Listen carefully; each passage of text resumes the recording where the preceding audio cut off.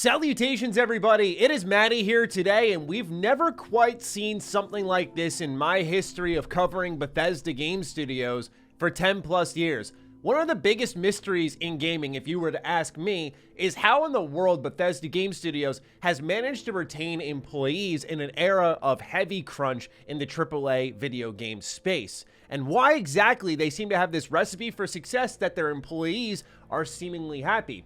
Well, my wish of someone doing an expose on Bethesda has finally been granted. If you listen to Defining Duke, and as well as some of my reports here on the channel, I've said for a while, I'd love for someone to do the hard work and dig up what's going on with Bethesda. This is a very secretive company. And in fact, we got a whole report on ZeniMax, but the main focus here is Bethesda Game Studios. And honestly, it's not a necessarily positive tale, because this has to do with Fallout 76 and how this wasn't just a financial failure, as many of us know. It was a company-wide failure that had more of a dramatic impact than I think many imagined. But in a funny way, a lot of the assumptions and hot takes you see on Twitter ended up being kind of true about what this game did, and people saying, it looks like Bethesda didn't even want to work on this game. I'm going to spoil this for you.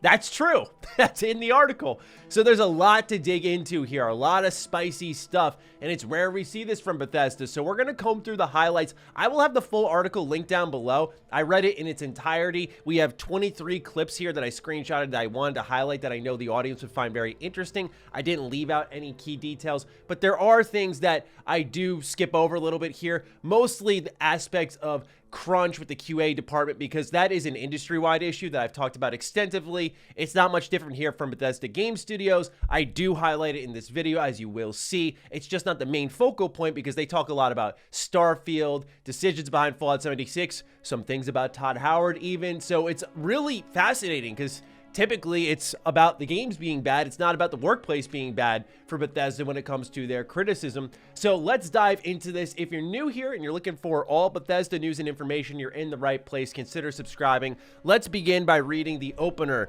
Kotaku spoke to 10 former employees of Bethesda and its parent company ZeniMax Media who were familiar with Fallout 76's development, all of whom shared their accounts under being anonymous. Some of the sources said that they signed non-disparagement agreements upon leaving the company and feared that ZeniMax's influence in the industry would prevent them from being hired elsewhere. This is where you kind of just got to dial it back a notch. And I know no one wants to hear that when we're talking about crunch. It's a hot take to say, whoa, hold the phone here. Bethesda Game Studios, as a family of teams, is composed of 400 people. ZeniMax Media is way more than 1,000 people.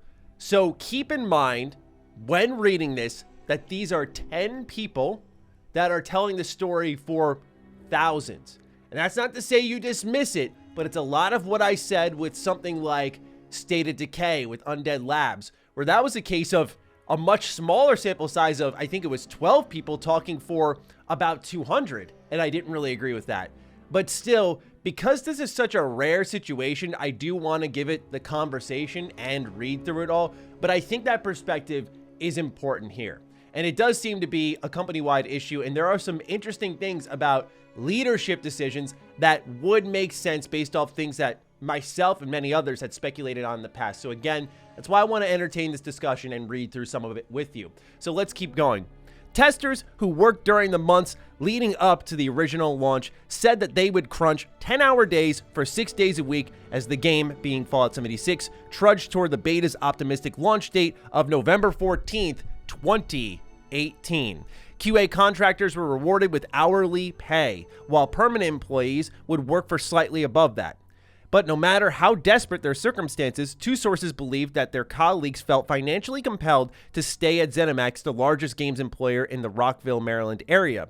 Crunching at ZeniMax was considered by Rockville-based developers to be the only way to work in games without moving their families. When QA staff got called in for weekend crunch, the companies tried to motivate them with the possibility of being paid an extra $200 that week and the opportunity to eat free pizza. However, they found out that such perks did not make up for their work circumstances. Quote, I mean, we got overtime, like all the money in the world doesn't matter at that point. When we did weekend work, they would get pizza for us. That takes time to, come out of the mindset and realize that, yeah, they're giving us something for free, but it's not worth it. It's kind of the same with overtime money. It's like, yeah, it's more money, but at what cost. So yeah, I'll try to keep it brief because we have a lot more to go through, but what we learned here as we go deeper in the article, you'll see as well, is that the QA being disgruntled for this game didn't come necessarily from the overtime, but it was more so that they would come in for overtime, and in certain instances, the build wouldn't even be available. And it's like, why are we even here?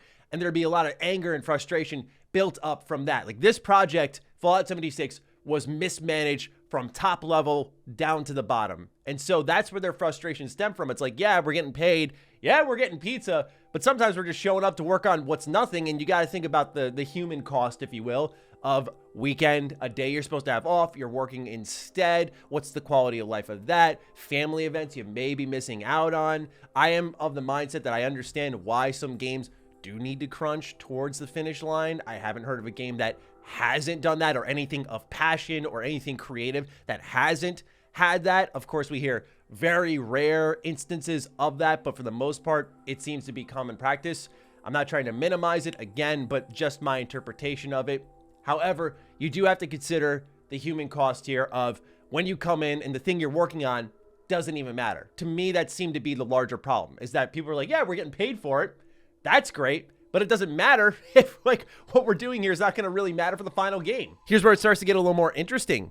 Even if developers outside of QA didn't want to work on the dreaded project, Fallout 76's management team was not shy about borrowing. They drafted developers from all over the ZeniMax umbrella, to the point that other projects were negatively affected. Arcane Studios' Redfall and Bethesda's Starfield both lost team members to the black hole of Fallout 76. Some sources noted that the project drove an exodus of senior developers who had worked on some of Bethesda's most prolific titles. Many developers developed health issues such as tinnitus and back pain. One source said it wasn't uncommon for artists to have wrist braces. Senior staff who had remained loyal to the company for 20 years finally found their reason to quit. Some had been around since Fallout 3 and Skyrim. Fallout 76 was their final breaking point. Quote, "People don't need to suffer so that patch 42 can come out on time. It is a deliberate decision to foster a workplace and a work cycle where that can happen. It is prioritizing the work over the people," end quote.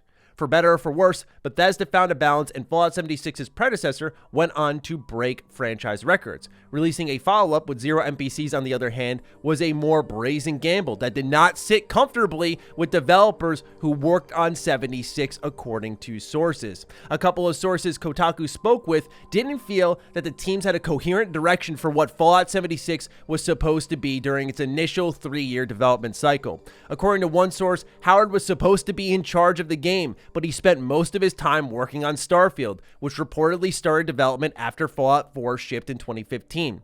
One source told Kotaku that his subordinates would call it seagulling when he would fly by later and shit all over an idea that had popular traction within the design team. Another source felt that Howard was a decent executive producer, albeit one with a bigger is better design philosophy. So let's pause there.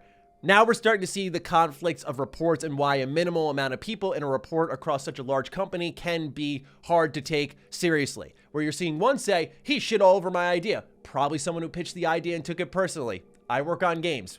I get it, okay? And then someone who's like, no, he was actually pretty good, an executive producer, like combing through the ideas and helping coordinate things, and saying that his perspective seemed to be bigger is better. Let's go larger, which can be a management issue unto itself. So again, it seems like there's a little bit of personal damage in the midst of all this reporting that you really do need to consider, because emotions can sway logic. One thing this article does start to firm up across all these sources is that A, there was never a clear vision for Fallout 76, and that B, they didn't really seem to want to work on it across the staff anyway, and we got more on that. But I just want to make it clear here, this is why I say to a lot of people, when I talk about Fallout 76 on the channel, the reason I'm so passionately against the game is because people think you just want your single player Fallout game. It's like, well, yeah, you caught me red-handed, of course. But that's not such a strong bias that I can't reasonably see that Bethesda is senselessly milking people in Fallout 76 for all they're worth, with the way they have the trifecta of monetization with the Atom Shop, with the Battle Pass, and then the Fallout First subscription service. I mean, they literally are monetizing the life out of this game because it was purely, as you'll see here, a business venture. And the reason I get frustrated about this game is strictly because It was a game designed to take advantage of people's love for Fallout. And that's coming from someone who loves Fallout way more than most people. I'm not trying to create a personality trait out of loving a game, but come on. I find it hard to find people out there who love Fallout as passionately as I do, and I don't like the game. It's clearly designed to take advantage of you. And it's why, as you read deeper and you see like, hey, we kind of didn't want to do this. It shows in the work, by the way, clearly. And now we're learning more of the truth on that. So let's keep going, still a lot to read. As the game increased in size and scope, no additional time was ever really given for testing, one source told Kotaku. A full pass of this huge multiplayer game with multiple expansions, QA got 3 days in a good week. It was 1 day if production issues resulted in a late build being delivered. It wasn't just testers who were having problems. Some designers raised questions about griefing, multiplayer stability issues, and quest checkpointing, but said their concerns were dismissed or postponed by management. Even as the designers created major gameplay events, they had no idea of how many players would be on a server. Effective multiplayer design requires precise mathematic knowledge of how long it will take players to clear encounters. Fallout 76's designers, a source said, weren't given the resources to derive that information either. Here's the spice. In June 2019, Howard gave an IGN interview about how Fallout 76 was a game that, quote, we wanted to play, end quote. In reality, sources said the morale was also very low among some former Fallout 4 developers who were assigned to work on Fallout 76. They joined Bethesda's Rockville studio because they were fans of the studio's single-player games, but now they were working in a genre they had little interest in. Two sources told Kotaku that many former Fallout 4 developers they knew especially resented being assigned to make a live service game. There were veterans who had spent many years at the studio that was famous for prestigious single-player RPGs. A source familiar with the situation noted that some developers from the main Rockville office had a chip on their shoulders about the success of live service games. For example, the free-to-play mobile game Fallout Shelter grossed $100 million in 4 years, making it one of the most successful Bethesda games ever. But even as studio executives eagerly eyed online games' potential to rake in cash for years after their initial launch, some senior developers at the main Rockville studio were not enthused about Fallout becoming a live service franchise. I mean, look, all you got to do is look at Fallout 4, right? And the hype that was created behind that and how they attached the mobile game to it, Fallout Shelter, the immense success of that, and it checks out, right? The amount of money they made on it, of course they were eyeing, how do we keep this amount of money flowing into the building? Because I was there during the Fallout Shelter hype. That game was great, by the way. I still love Fallout Shelter. That's one of the best mobile games ever made as far as I'm concerned. This vault building sim with cool side quests, the way they expanded it. They did a great job with it. They managed to walk the line of monetization in a fun game in a fair manner, and they made all their bones off of it. However, this is where greed wins the day, as you'll read in this story. This is a tale of greed winning the day, because then start foaming at the mouth. How do we keep that level of money, $100 million in 4 years? How do we keep that level of money coming into our studio over time? How do we do that? Oh, Fallout, right. Well, we already monetized with a mobile game. You see live service popping off. You see everyone following the trend. What if we made Fallout live service? And that's where you start to get a lot of disgruntled employees, right? Think about when I talk about mods here on the channel. A lot of these mod makers are greatly inspired by Bethesda Game Studios or Obsidian. But let's say they are inspired by Bethesda Game Studios. Some of them work in the Creation Club. Maybe they eventually get brought onto the full team in Bethesda Game Studios. That's a big moment for them, right? They've been playing their games since they were younger. Now they're working on those games. And imagine getting grandfathered in and you're working on 76. Tell me that doesn't suck. So I can see why it makes sense why there would be issues with the team working on this game. Many people who joined up to work on Bethesda Game Studios games joined up with the idea of like, yeah, it's going to be single player, right? That's all you guys have done. Nope, psych, Fallout multiplayer, baby. It just goes to show that the real path here was to not make 76 a full game and make a co-op expansion for Fallout 4, the bigger game with more sales, with more of a player base who wanted more content and would have been down with something new. That was the play from day one, and they should have never done it this way. But 2020 hindsight. Still more to go through, more spice. Let's keep reading. According to one source who was privy to Bethesda Austin's discussions, the Maryland studio has a lack of respect for folks who are working on things that they consider theirs. Does that sound familiar? Obsidian Entertainment, pick up the phone. Your Metacritic check is not coming in the mail. Sorry, I know they say they don't care. And it's been clear that the air has been cleared between these two for a while now with their interactions. However, this makes so much sense, especially when you look at a recent interview with Todd Howard on IGN Unfiltered, where when he was asked about, hey, would you give the Fallout license to someone else? Todd was about to say no, but then I think he held back because now Big Daddy Phil is calling the shots, and that is something that he can probably overrule, you'd imagine, but Microsoft does have a hands-off thing, so maybe he wouldn't. But again, Bethesda, we know, doesn't like people messing with their stuff, and now it's even seeped internally. So here's the additional spice. A similar phenomenon occurred around the Elder Scrolls Online. The MMO's launch had been rocky, but the developers managed to significantly stabilize the game by the time Fallout 76 began production. However, the multiplayer studio's successes were not internally given as much merit or considered aspirational, which shocks me, by the way. Senior Bethesda developers basically treated ESO like it was a complete fluke, according to a source told Kotaku. There was no respect at all for the hard work and dedication that it took to make an MMO that is still running and is still popular. While we had experienced multiplayer designers in both Rockville and Austin, they were routinely sidelined and ignored, said a source formerly at Bethesda Game Studios Rockville. During development, our design director, Emil Pagliarulo, didn't seem to want to be involved with the product at all. He didn't want to have any contact with it or read anything that we put in front of him. This would make a lot of sense. One of the biggest critiques was the lore inconsistencies in ESO compared to the base games of Elder Scrolls. And when you have one of the guys who helped write all of that initially, especially when it became popular with like Morrowind and Oblivion, not checking the work here with ESO, it kind of makes sense. I know a lot of people critique Emil's writing style, but again, it's just one of those situations where it's like, the stars align, the dots connect. The more single-player focused main studio at Rockville was the most favored, most profitable studio within the ZeniMax portfolio, and developers from Austin felt resentful that the main studio seemed to undervalue the multiplayer expertise they'd built up on projects like Battlecry, a canceled online action game. One of the major criticisms of 76 was that it launched with no NPCs to interact with. Though there were some senior-level concerns about technical challenges, almost none of the Bethesda designers wanted the game to launch without NPCs. The design teams at both Rockville and Austin wanted NPCs to fill out the world of Fallout 76, but they said executive producer Todd Howard was not willing to budge all the way up until launch. So I see where both sides are coming from here.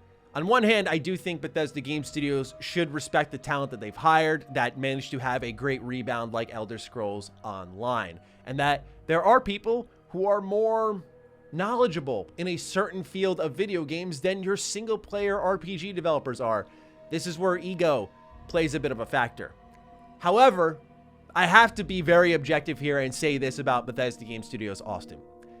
You were not the team, like Maryland, who was there and saved this company time in, time out when they were about to go down. I know a lot of people always talk about Bethesda Game Studios Maryland saving the day with Morrowind when the company was about to go out of business, right? They put all their chips on the table. They cashed out big time. Elder Scrolls is this huge phenomenon nowadays. But when you look at, and go watch my Dark Age of Bethesda video if you don't believe me, if you look at the track record, the sales history, the reviews of the games that were being published by Bethesda and how each time things were looking really down, Bethesda Game Studios rolled through with Oblivion, then 2 years later, Fallout 3, then 3 years later, Skyrim. The reason this company is around is because of Bethesda Game Studios Maryland. And I'm not trying to get overly defensive here, but all I'm going to say is, yeah, there is definitely going to be a hierarchy here, and the company that literally was saved by this development team, they are going to get the prioritization. Now, that's not to say that their knowledge at Bethesda Game Studios Austin, ZeniMax Online Studios is invaluable. It should be taken seriously, as I said at the start of this. But if they are getting the green light on things and they're getting a certain level of favoritism, I understand that. However, in a workplace environment, you got to try to balance that out a little bit, right? I think that you should have an established hierarchy where Bethesda Game Studios Maryland, that is the main studio. They're not going to be treating Austin in the same way on a level of creative consideration. But we've seen just now, if the report is to be true, how that can hurt Bethesda Game Studios as a whole. NPCs not being in 76 was one of the biggest mistakes of that game. It actually could have been decent if from the get-go we had NPCs. Whose call was that? Seems like it was Todd's. I respect Todd a lot. I think he's one of the best visionaries in gaming, and it doesn't mean that everything he throws at the dartboard is going to be a bullseye, But yeah, this is what happens when certain things aren't considered by other teams. So again, this is something where I get both sides here. It's just unfortunate, but again, it's why 76 shouldn't have existed. Let's keep going. There's still more. When Kotaku asked about features that were broken as a result of poor scheduling, a developer replied tongue-in-cheek the whole game. In general, every major bug in 76 that appeared at launch was known by QA. Though they worked in the same building complex as the main development team, the testers at Rockville said they were expressly forbidden from directly interacting with non-QA developers, including the devs who worked on bug fixes. If QA testers found a major problem, they were usually expected to escalate it to the QA department leads rather than to the specific designers who owned the broken quests and had the authority to fix them. With test leads being among the busiest people in the QA department, one source felt that this division between testers and designers caused significant delays in which a single issue could ping pong back and forth for days or months. So yeah, more management issues. Continuing on, there's a story that some Bethesda developers believe that it is special among big budget studios, that its scrappiness can overcome any major creative challenge. Compared to Ubisoft Montreal with over 3,500 employees, Bethesda Game Studios has only around 400 at the time of publication. And when you consider that Fallout 4 and Skyrim, both games that have gone on to sell millions of copies, were made by only around 100 people at the same time, the self-mythologizing can become easy to believe. Some developers who were used to crunching with relatively small teams were convinced that they could make the same magic happen on Fallout 76. Nevertheless, Bethesda is hardly an indie studio. One source said Bethesda is a big company that thinks it's a small company with a mentality of, well, this worked in the 90s, so we're just going to keep doing it. A former tester said apparently it used to be much worse. Senior developers told us that we don't hear about the good old days where people were sleeping in the office for Fallout 4. Management wants to run the team like a 10-person QA department from the 90s, and that's just not how testing works. So I had the privilege to interview Mark Dara of BioWare, and that interview is over on the Last Stand Media YouTube channel if you want to check it out. In that interview, I had the opportunity to talk to him about BioWare Magic, something he talked about a lot, and the hockey stick style development that plagued BioWare. But more importantly was the BioWare Magic. BioWare came from a very special era where in the late 90s with the Baldur's Gate games, Icewind Dale, to the early 2000s with, of course, my favorite KOTOR, hidden gems like Jade Empire, big hits like Mass Effect and Dragon Age Origins. It just seemed like they couldn't miss, right? It seemed like there was this hockey stick style development of just a big mess, and then suddenly a sharp curve upwards as mechanics and systems and features all came together after 2 years of just like, what are we doing here? What's the goal? What's the vision? And it's like an aha moment, and everyone believes it's a type of magic. It seems like Bethesda Game Studios, again, how they've magically managed to make big AAA games with 100-people teams. That's what's fascinating about it all, right? Fallout 3, Oblivion, Morrowind, small teams, Skyrim, small teams in the scheme of AAA development working on these titles. And they believe they can keep doing it. And there is this kind of mythos about them that they are the difference maker. And I do think team chemistry goes a long way, right? Let's not forget the fact, just because this report exists, a lot of people at Bethesda Game Studios worked there for 10 plus years. Yeah, I think that might overcome some obstacles when you know how your partner works. But as projects get bigger, as Bethesda gets bigger, it's something I said back in like 2018. This can present its own set of issues, and it has. Now it's a company-wide issue. The crunch on Fallout 76 was a part of a larger tradition of valorized over time. Former ZeniMax developers from Machine Games had publicly said they were trying to escape the years of AAA overtime, which had caused them to become burned out.